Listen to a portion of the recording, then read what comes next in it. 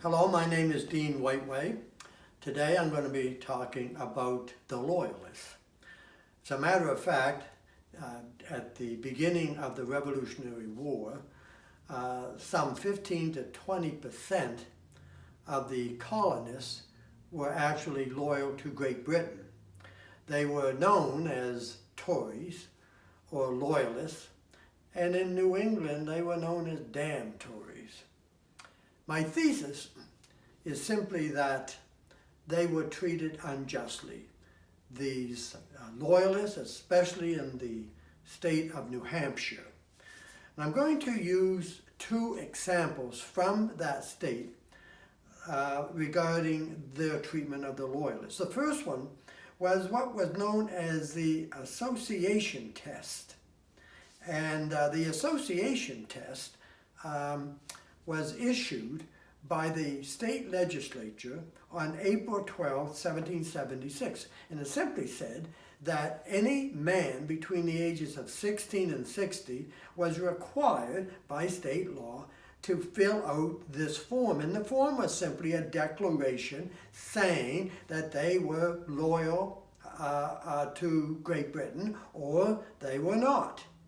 And of the 136 towns that participated, the pro forma would have been 72,000. In the actual number, 98 towns with 50,682 men between the age of 16 and 60 actually signed the association test that said they were loyal to the cause. They were not loyalists, they were patriots. And those who did not sign, or who said that they were loyalists or damn Tories, were expelled and their property seized. Now it's interesting to look at their property. The money did not go to the Loyalists who owned the land and buildings. It went to the state. Now there is a concept known in international relations. The terminology is attainder.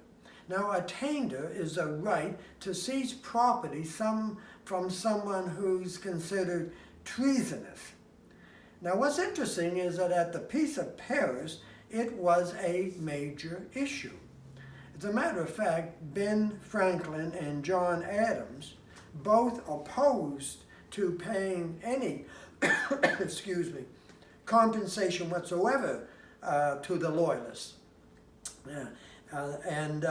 They thought that, in fact, by winning the revolution, that the Loyalists were indeed guilty under the attainder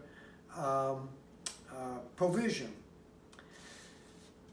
The peace treaty, there were 2 of the 10 sections that were designated that talked about the attainder aspect of it. And both John Adams and Ben Franklin, in private, according to their personal letters, said that the Loyalists took a chance. The only reason they were Loyalists is because they expected Great Britain to win, and they expected to have gain because they remained loyal to Great Britain. And now that they have lost, they are coming and expecting compensation. And on that basis, the United States took a very weak position. As a matter of fact, the 2 sections, particularly Article 5, simply encouraged the individual states to make compensation to the Loyalists. As a matter of fact, very little was actually paid. And that, in my view, is unjust. And, excuse me, and just for the record, I can put behind my name UEL, which stands for United Empire Loyalists.